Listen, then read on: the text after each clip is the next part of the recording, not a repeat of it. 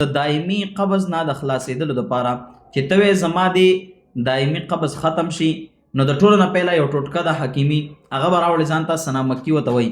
هغه سنا مکي کې به ته یو پیاله قهوه جوړی د شپې نه مسکې، په هغې باندې به الحمدو 21 پیرې وې الحمدو تر د ولد دوالینه پورې. مخکې رستو د درود شریف وایي ډېره زیاته فایده به وکړي انشاء الله العزیز. مسلسلې یو څو ورځې استعمال کا، امید در رب نه کومه چې دایمي قبض به دې ورسره خدای پاک ختم کړي، د معدې سخوالی به دې بالکل نرم شي، خېټه به دې نارمل شي. بیا چې کله خېټه دې نارمل شوه بالکل برابر شوله په ځای شوه قبض دې ختم شو، نو بیا د دې استعمال لږ کم کا، صرف الحمدو په اوبو دم کوه بیا او هغه اوبه استعماله واسکا سحر ماښام 21 پیرې انشاء الله العزیز. ټول عمر ته به د دې دایمي قبض نه تا خدای پاک بېغمه کړي، خلاص وکړي. څنګه چې ته تنګې د دې قبض نه داسې نور مسلمانان هم وي په دنیا کې چې هغوی به هم تنګي.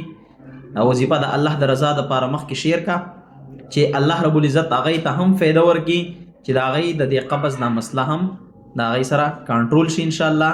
تا ته هم اجر ملاویږي، موږ ته هم الله رب العزت اجر راکوي. جزاکم الله خیره.